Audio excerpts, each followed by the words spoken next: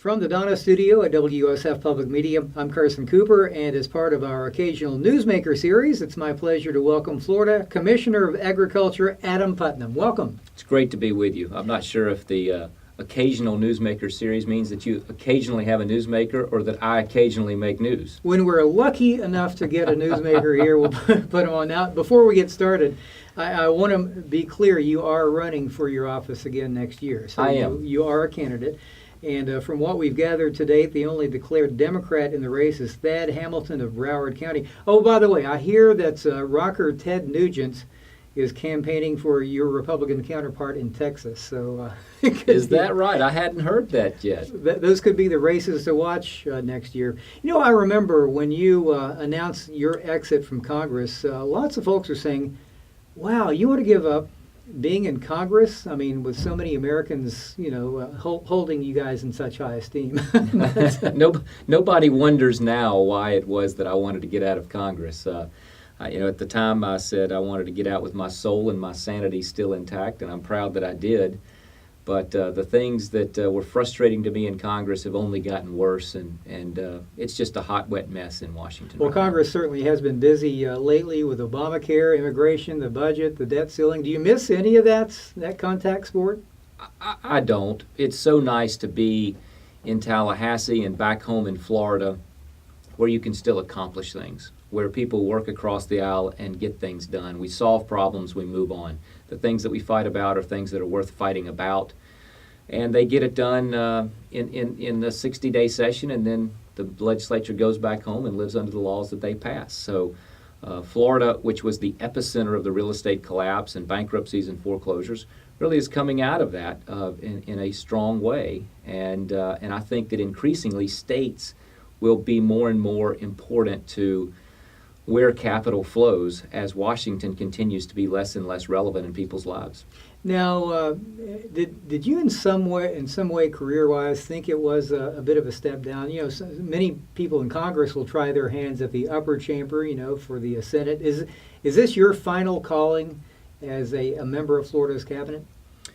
Well, I don't know whether it is or not. I'm asking folks for an opportunity to re-up my contract and get a second term as Commissioner of Agriculture, but going from being one of 435 in the country to being one of 4 on Florida's board of directors, where you can actually move an agenda and you can run an agency and you can solve problems, has been a dramatic improvement in quality of life and a sense of professional accomplishment. Now, your name did come up in 2010 as a possible gubernatorial candidate. There's even been talk of a primary challenge to Rick Scott. Now, you've said that that's not going to happen, but have you ever thought about the governor's mansion?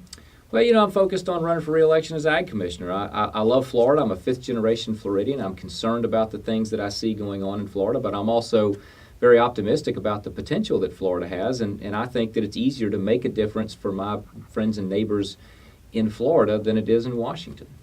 Now, you left Congress just as the Tea Party was sort of gaining traction, and many Democrats, and in some cases even the media, have been pushing the narrative that the Tea Party is to blame for dividing the Republican Party in Congress, especially the fight over funding Obamacare. They're also pointing to Chris Christie's win in New Jersey and Ken Cuccinelli's loss in Virginia as further proof that the GOP needs moderates. Now, is that too simple of a view, or do you buy into that?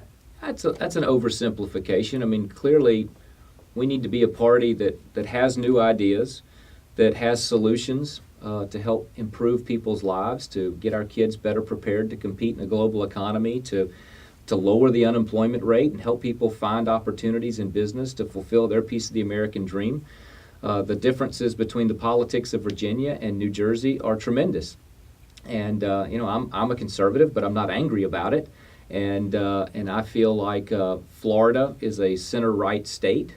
When you say you're not angry about it, are you suggesting that folks like Ted Cruz are angry Republicans? Well, I think that the success that the conservative movement has had in the last generation has been a sunny optimism about growth and opportunities that come in this great country.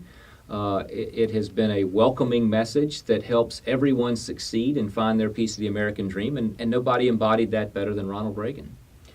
Many Republicans praised Ted Cruz at the very least, for at least shaking up the status quo in Congress. Jimmy Stewart and Mr. Smith Goes to Washington said the lost causes are the only things worth fighting for. So, there is that aspect of it where you do get a little angry and you want to shake things up. Well, passion's a wonderful thing in politics. It's what motivated the conservative movement under Ronald Reagan, and passion is what motivated the Obama movement to make history.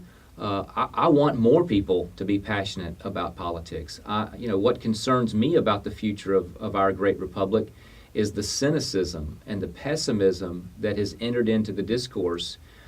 It's okay to have disagreements with your neighbor. In our country, we resolve disagreements in city halls and in school board meetings and in nations and state capitals. In other countries, they have more violent means. And so making sure that the next generation of Americans is involved. I want my children's generation to be engaged. I want them to be aware. I want them to be smart citizens. And I want them to may the best idea win. Everybody turn out their vote and may the best idea win. And let's have a government that's 21st century oriented, that's visionary, that's not just putting Band-Aids on everything to get through the next fiscal year or the next election cycle.